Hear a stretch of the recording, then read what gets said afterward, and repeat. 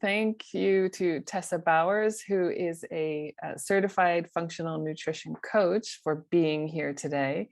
We're going to be talking about toxicity and molds. And I'm very pleased to have met Tessa, I think about 7 months ago. And we've been talking a little bit since then.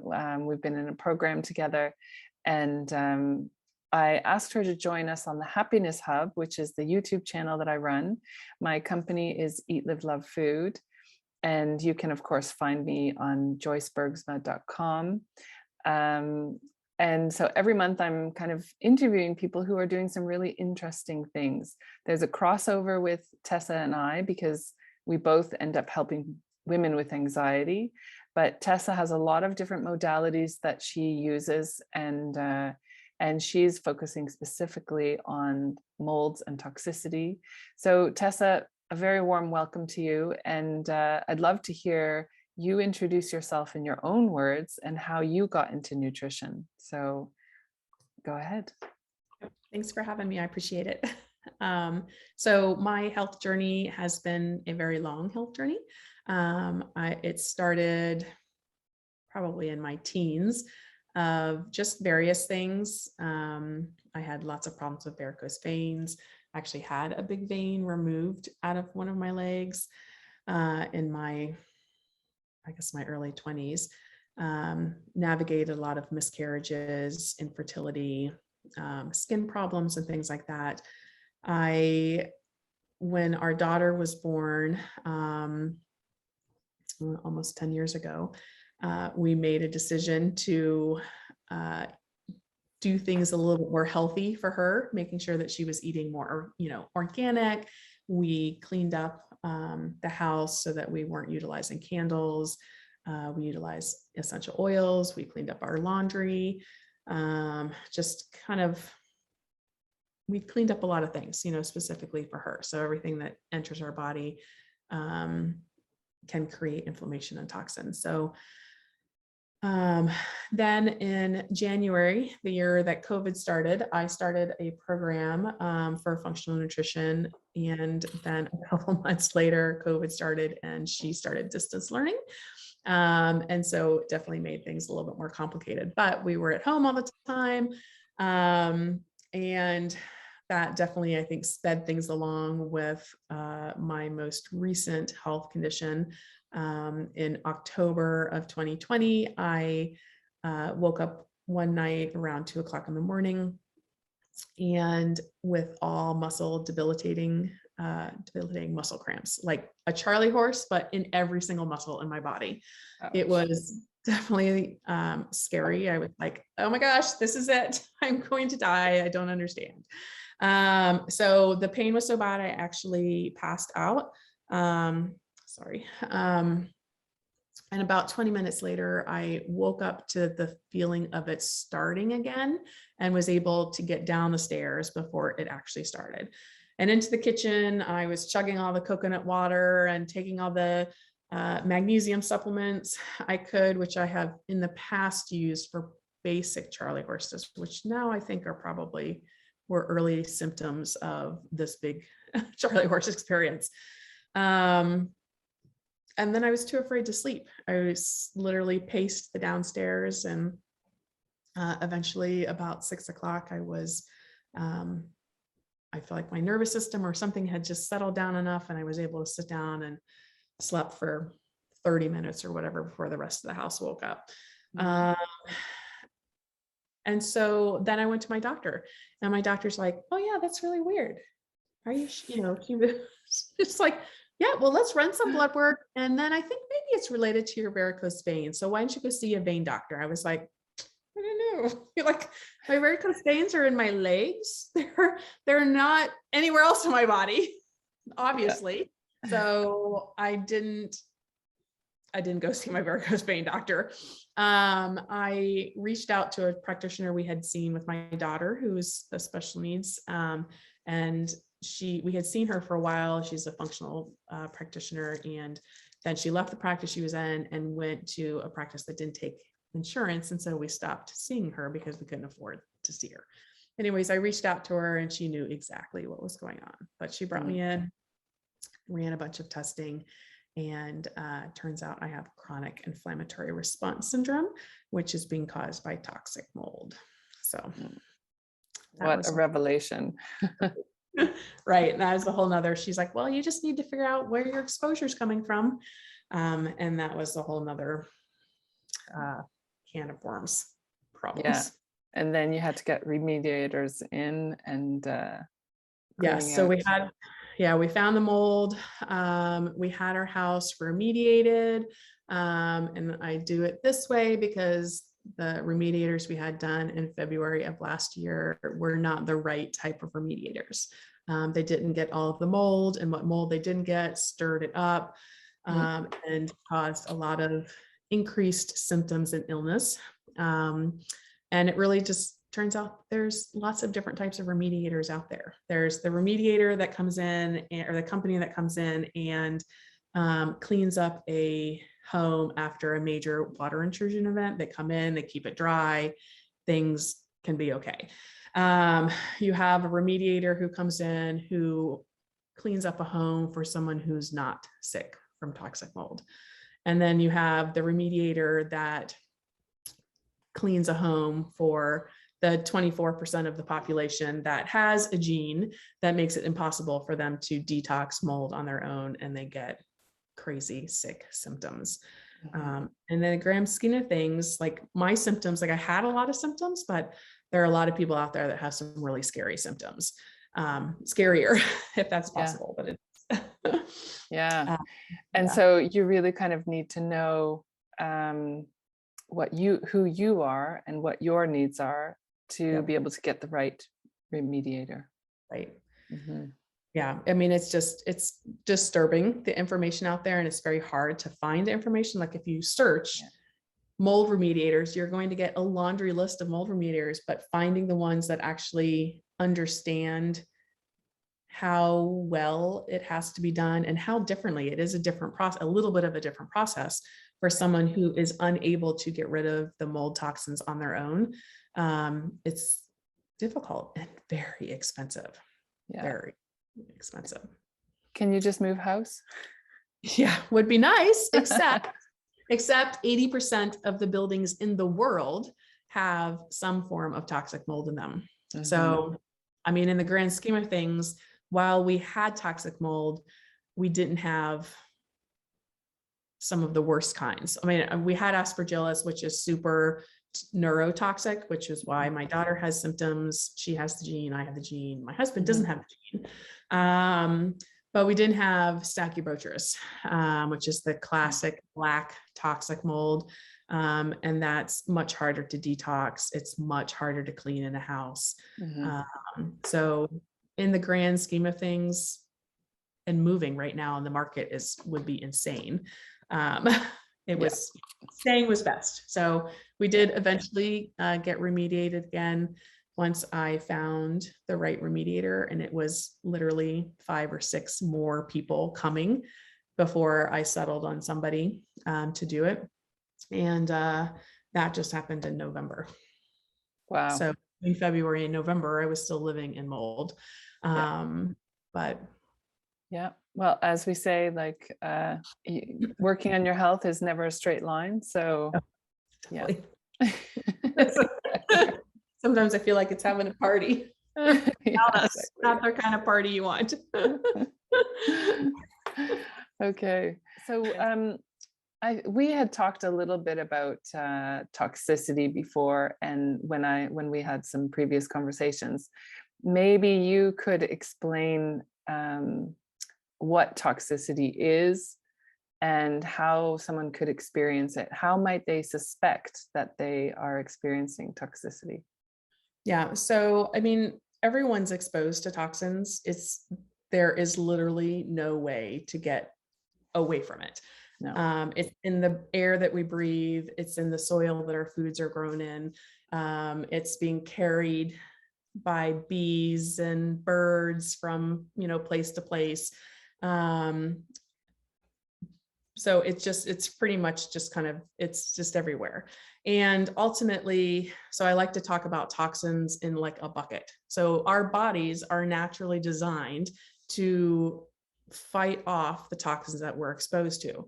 Now, some things can play into role of that, like genetics is a big thing, and the types of toxins that you're being exposed to and how much you're being exposed to. Eventually that toxic bucket overflows and your body starts screaming for help. And the way it screams for help is by creating symptoms in your body. So it's really about paying attention to what is not normal for you. If you have ringing in the ears, or you have brain fog, or you can't remember what you did yesterday, or let alone the morning of, or you're tired and can barely get out of bed, or you get out of bed and then you move to the sofa and you sit down and you fall asleep. You have to really pay attention to your body and what your body is saying and those symptoms, because those symptoms are a sign of something bigger. And so there are just really kind of a laundry list of symptoms out there. It really depends on what type of toxin that you're exposed to or what's being triggered in your body based off of inflammation. So there are checklists out there for Lyme disease. There's checklists out there for mold toxicity, but there are some kind of real big clues, like if you have X, Y, and Z, you're definitely dealing with some sort of toxin. So increased urination is a big one. Like increased what? Urination. So like you're running to go to the bathroom every 20 to 30 minutes, but you're not drinking that much water to be dealing with that. That's really common with mold and Lyme. Is that the body trying to get rid of toxins? Get rid of toxins. To a degree, it affects hormones. So most toxins create a ridiculous amount of inflammation in your body, and that inflammation wreaks havoc wherever it wants to. So, and your hormone systems are one of your first systems that get messed up. But hormones don't necessarily, it can be hormones like estrogen and things like that, but it can also be your cortisol hormones. But it can also be like your ADH, your antidiuretic hormone. So I guess that means if you're experiencing like fertility issues or an inability to deal with stress, then it could be that your hormones are kind of a mess because you've got toxins. Yes, absolutely. So light sensitivity. So some people also talk about it's like ice pick pain. So you just have pain and just like a shooting ice cold. That's typically is a symptom, a toxin symptom. Feeling like you have electrical shocks in your body is a disturbing symptom that, but it's pretty common with many different types of toxins. But different things like Bartonella you're really prone to things like foot pain or ankle pain, heel pain, or different types of rashes, chronic skin problems, because your body's trying to detox out the toxins. And if all the other drainage areas aren't working, then it's going to, shove it out through your skin. You're going to get rashes and eczema and itchy skin and all those kind of weird things. But that's a really key thing. So many people have skin issues, and when I work with clients, I'm like, okay, let's look at your liver. Let's make sure everything's functioning well. And let's look at whether there's toxins in the body. Yes. Skin was actually my first symptom, but I missed it. I'm like, oh, it's winter time and eczema is normal. It's not normal. Not at all, weird itchy skin. Like I literally, like my body, I felt like I was allergic to my sweat. When I would sweat, I would get these awful rashes. But just if your skin's not normal, there's a reason. That's like one of the biggest symptoms, but I missed it or ignored it, shoved it down, whatever it was I did. I just kept going for years before I was like, we all do. We just think, oh, this is normal, or it's my normal, or it's in my family, right? Yes. Whereas, maybe your whole family is toxic. Right. Or your doctor's like, you just have some eczema, throw some steroid cream on it. Yeah. Which is terrible. Well, so now that we're kind of talking about this detoxification, what like, let's talk a little bit about detoxes that are out there, because clients come to me all the time and they're like, what do you think of this detox? What do you think of that? And, I'm just going to detox for a week and it'll be fine.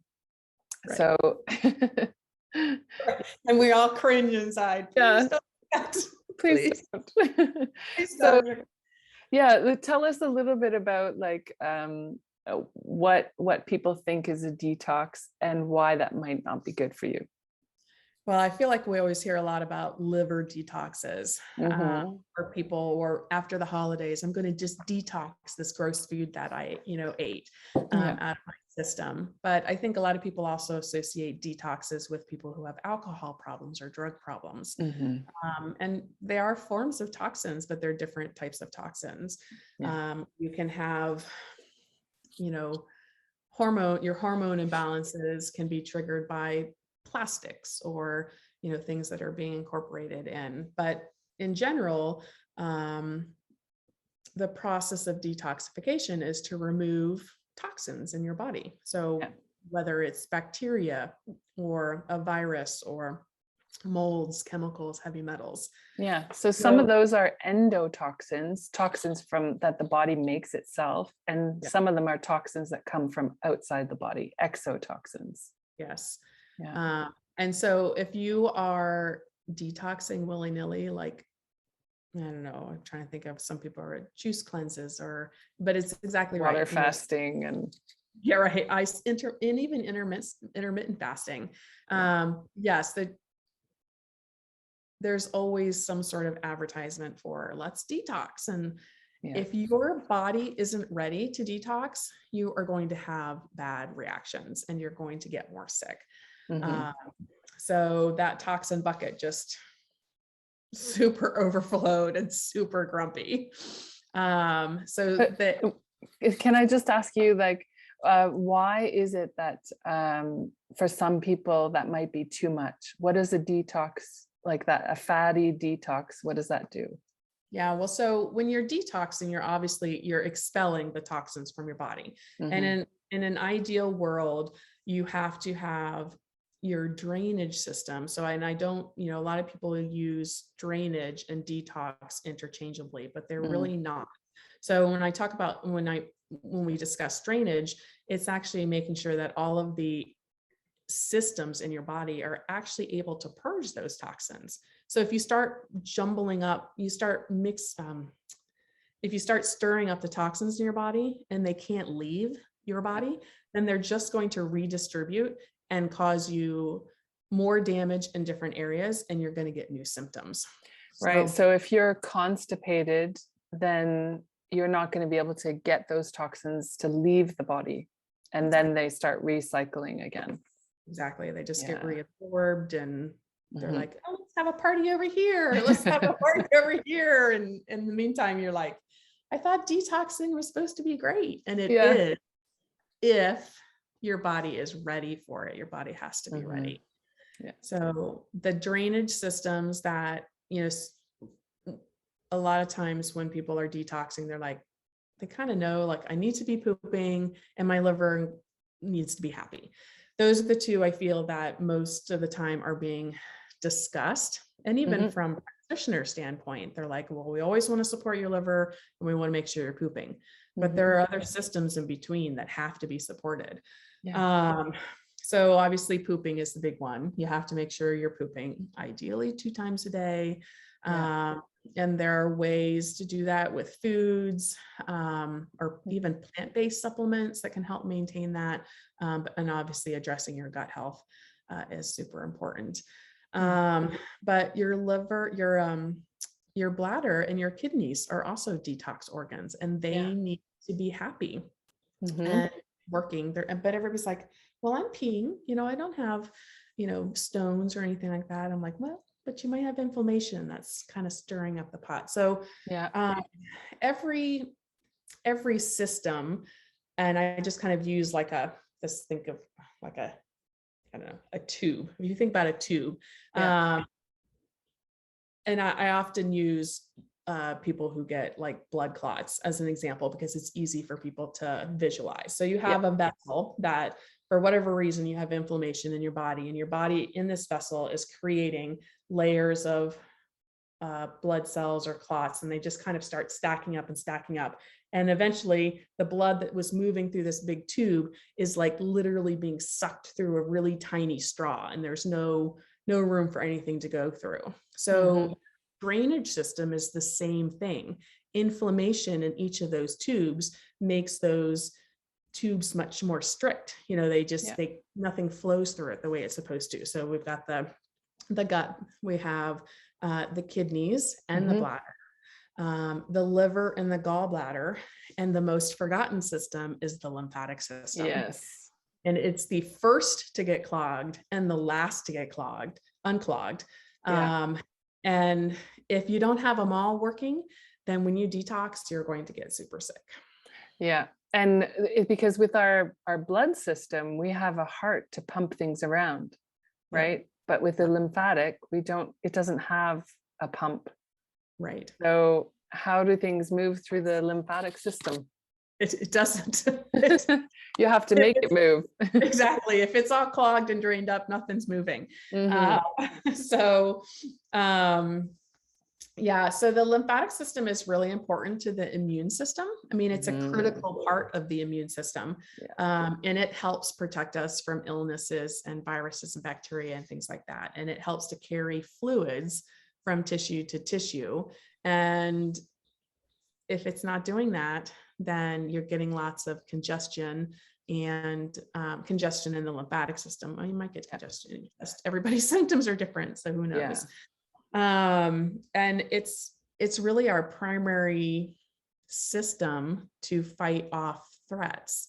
And like I said, it's the first system to get obstructed or dysfunctional, and it's the hardest system to clear, and it takes the longest to clear up. So often we deal with all, they're like, oh, the liver gallbladder is working and you're pooping, you're good to go.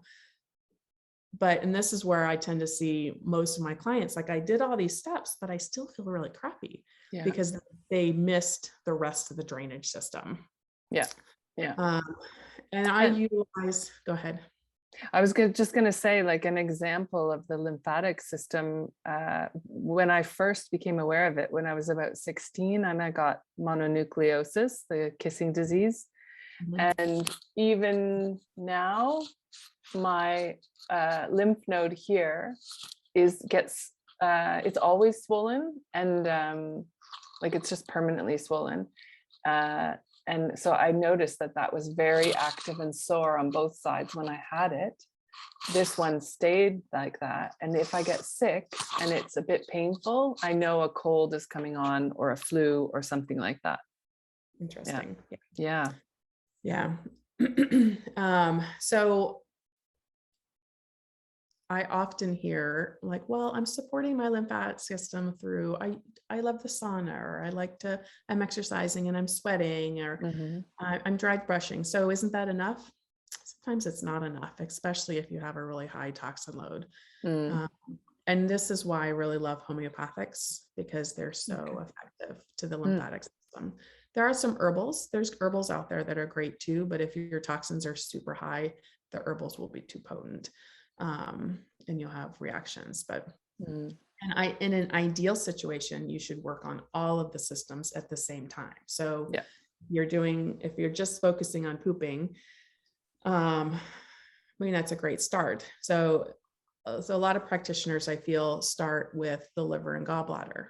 But if you're stimulating the gallbladder and the bile comes out, the toxins come with it, because toxins love to live in bile.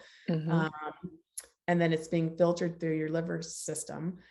It has to be carried out and pooped out. So if you're not pooping that out, then that stuff is being reabsorbed and, going elsewhere. It's a real can be a real vicious cycle, but I do feel that all the systems should be worked on and navigated simultaneously.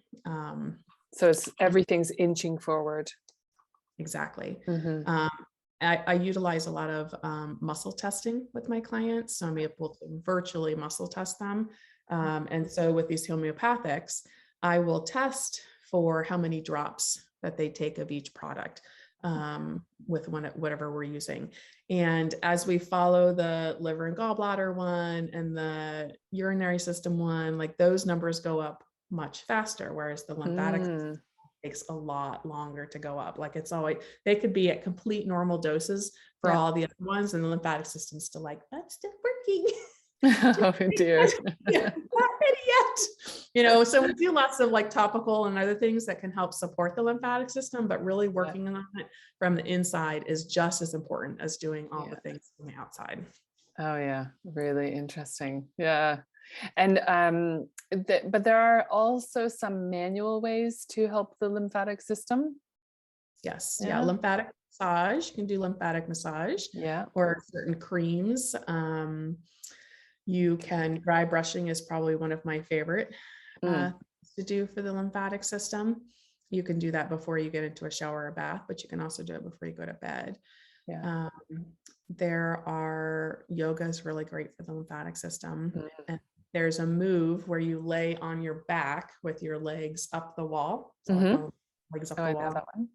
There's a fancy word for it I could never pronounce, but is really good for the lymphatic system.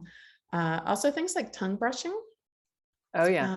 But yeah, massage, there's lots of great, things on the internet now where you can find videos, but all that new, like the facial rolling with the amethyst rollers or whatever, that's working. It's working the lymphatic system just on the face. That I think it's called guashana. Those long jade-like things. I've seen those. They look beautiful. Yes, working on the lymphatic system. I have a little tool that I use that's great for, let's see if I can find it, but it's like a trigger point. Like a little trigger point tool that some people use for like headaches, which is actually working on the lymphatic system here. But you can use that in different areas to massage out lymph nodes and things like that to help kind of stimulate and reduce that inflammation.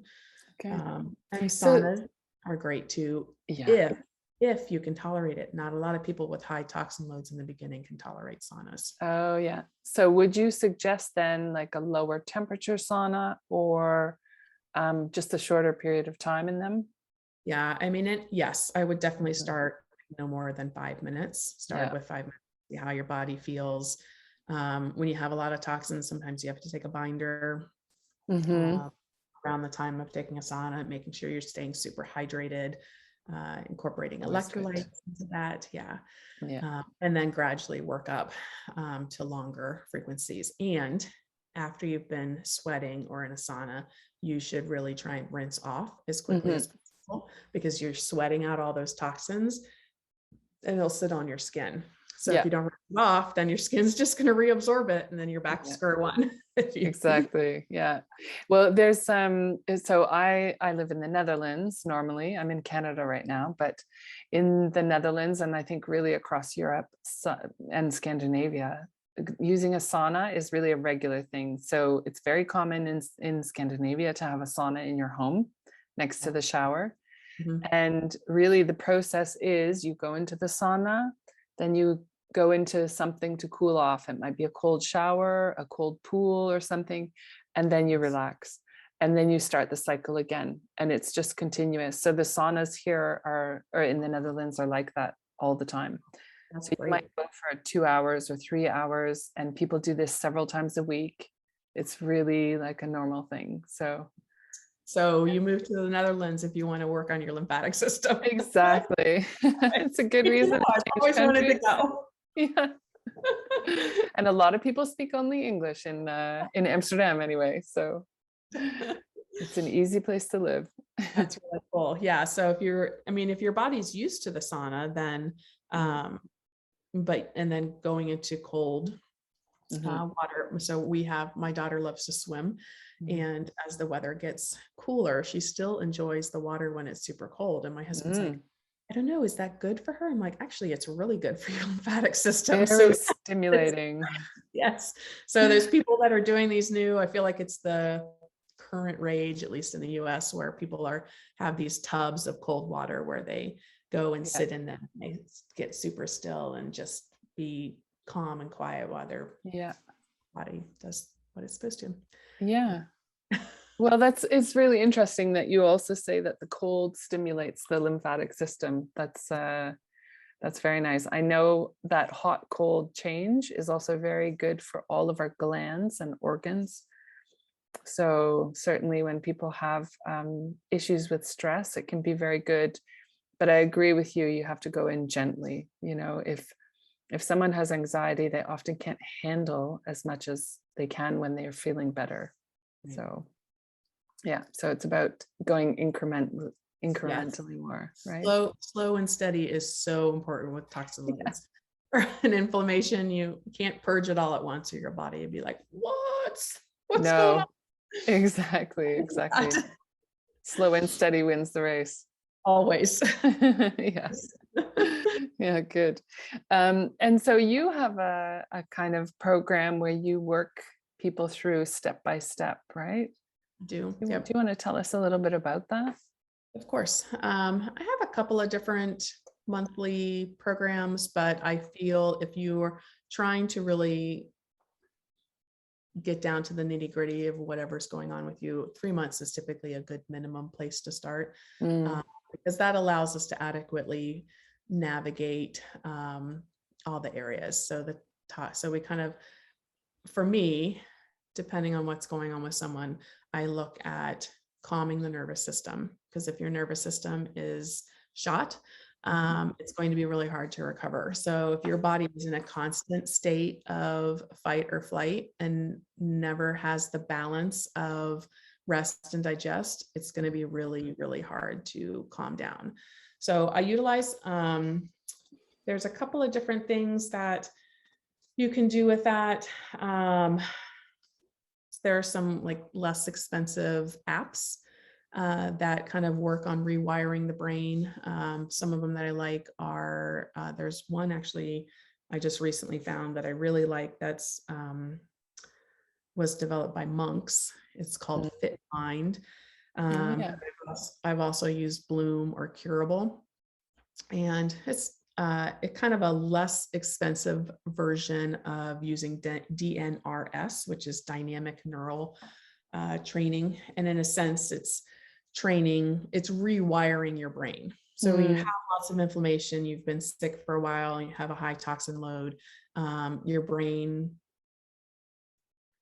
wires itself to protect itself to a degree. And it doesn't really make sense because it's going to be really hard to heal that way. So you have to rewire it for a healing to help get yourself out of that constant fight or flight. But if you're never in balance with rest or digest, your gut is not digesting its food properly. You're not resting. Your adrenal glands are going to be super grumpy, hormones in different areas. So we navigate that. Then we look at, or in addition, we also look at replenishing whatever toxins you have. Often feed on a lot of different things in your body. So things in your brain and your gut and nutrients and things like that. So we replenish from there. And then drainage is where we go from there. Drainage, inflammation, and then gut health and biofilms.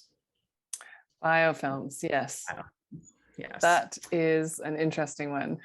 It is, and you can't do it right away. So biofilms are the sticky substance that protects toxins within inside of your body, and pretty much make anything that you're using to kill whatever's in your body and not be able to die. But you can't kill biofilms off right off the bat, because as soon as you start stripping the sticky substance, then all the toxins inside, and it can be multiple, not just one, will literally like throw it up and vomit it into your body. And if your body's not ready for that, then you're recirculating all these toxins, and the body's like, what? I can't handle it. My toxic bucket was overflowing. I can't handle any more toxins being added to the mix.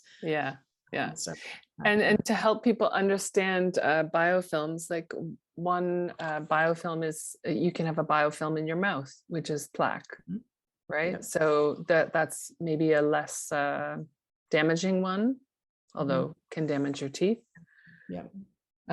But yeah, the ones that are further in your body are a little bit more. Sinus, you can get stuff in your sinus depending on what types of toxins. Yeah. Mold, colonization, and it's not like you have mold growing in your body. It's the toxins that the mold gives off that is wrecking it. And gut is super common. Parasites and heavy metals and chemicals, they just like to burrow in. They're quite content. They're feeding off all the nutrients you're trying to feed your body, and in response, they're actually feeding the toxins, or they're not sharing very well. Yeah, so it sounds very scary. There are obviously like lots of nasty things, but the body is also very good at protecting itself. And sometimes you just need to make sure you're getting the right good things in. And, you know, the last time we spoke, I was telling you that the place I was living in had mold. And since then I discovered more, which some of it was right next to my bed. Because there had been a leak and I didn't realize it had gotten through to another room. And so you gave me a link to where I could get a test done. And, you know, it's very interesting because I do not experience any symptoms that are kind of on these lists, right? Right. But I have exposure to molds, and I'm very aware that catching things early mean that you can prevent yourself from getting really ill, right? Most people don't wake up to the idea until they're very sick, right? Exactly. But the earlier you work on these things, the better it is. And did you see the test results I sent? I did. I was very excited to see that. Yeah. It's like, yay. And I was kind of like biting my nails before it came in. Yeah, but I mean, it looks pretty good. Yes, good. You're looking at, so typically with mold, we look at 2 of the columns. So it's a vision test that you can take, and it's telling us where the inflammation is along the cranial nerve. And it was a test designed in the 1950s, I believe, by the Navy, the US Navy, for monitoring their Navy or Air Force, might be Air Force. We'll just say military. That's probably safer. For monitoring their soldiers for toxin exposure. So it's very fascinating and very accurate, but 2 of the columns are specific to mold toxicity. But you passed and both your columns look really good. So that's great. Yeah. But I think it's really good, even if you think you have no symptoms, to just test these things once in a while. Absolutely. Also be aware of your environment, but just test, you know, because you don't really know what's going on in the body unless you're looking at what's going on in the body. Right. Yeah. There's only so much, I mean, guessing, I think we guess a lot in the beginning, and then you eventually kind of figure out the tests that work best for your specific clients. And so gut health testing is super important to figure out what's going on in the gut. You don't know what the bacteria is doing. You don't know, you know, short chain fatty acids or organisms. Although that being said, organisms are very commonly negative in gut health tests, when in reality, most people have some sort of parasite or organism. Some people say if you have a pulse, you have a parasite. Somewhere. Well, they can't test absolutely everything, right? And they can't test them all, and there's probably some they've never tested for. I have started utilizing this Bioresonance Scan, which is really fascinating and very insightful. It's really just based off of everybody's body has a frequency, and everything in the environment has frequencies, including toxins. And so they're able to actually test very specifically what things are resonating with inside our body. So it could be different types of mold toxins or chemicals, parasites. But then they're also able to test what supplements or products your body might respond to the best.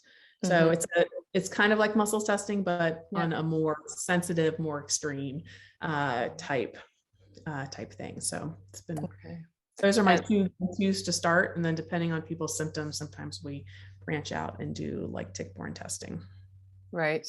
And you had mentioned earlier that 25% of people have a kind of a genetic predisposition. Is there genetic testing that they can do with you in order to figure it out, what their sensitivity is? Yeah, they can. They can have doctors order it. There's a website. I think if you Google like HLA calculator, there's a website there that will tell you the exact test codes to use with specific labs. They're not, so if you've ever had like a big genetic testing done through like 23andMe or something like that, they're not typically things that get tested. Do you know the name of the gene that people should be asking for? It's a HLA test. There are 5 that you want to test for. It's a DQ, let's see, DQB1, and then there's, I don't know off the top of my head, but in my handout, I'll make sure I have that information in there. But you can have, so you can have a doctor order the test, or there is a swab, cheek swab test that you can order yourself. And I'll include that link. Oh, fantastic. Yeah, that would be really nice. Yeah, and you mentioned that you're going to be sharing a handout with us, which I will be sending out to everyone by email. So even if you didn't receive or you weren't able to make it today, but you're watching later, you'll get that. And then what we'll do on YouTube is we can put a link or something underneath the YouTube thing where you can contact Tessa and then get it yourself. So she can send it to you directly. And can tell us, Tessa, where can everyone find you? Yep. Well, you can find me typically my website's the best place. So www.nourishingfunctionalhealth.com. And really the best place to figure out if something that I offer would be helpful, would just be click that first button up top that says schedule free health strategy call. Then we'll just get on a call and talk about what's going on with you, and see if there's and get you some solutions, and we can kind of go from there. And I do have a Great active Instagram too, so that has some education. Yeah, you're putting a lot of nice stuff out there, and I follow you very closely, and I really like that you're giving these little tidbits of like, well, if you've got this, then you should really be thinking about mold and or toxicity in general in your body. So yeah, that's really useful. So Nourishing Functional Health, and you're a certified functional nutrition coach. Yeah. And I will put also all of your social links underneath in the YouTube channel. So if you missed what Tessa said, then just have a look there and you'll be able to easily reach her. And there will be a handout ready for you so you can kind of get started and follow some links, do some exploration for yourself. And then get back in touch with Tessa, have that free call, find out more. And Tessa, thank you so much.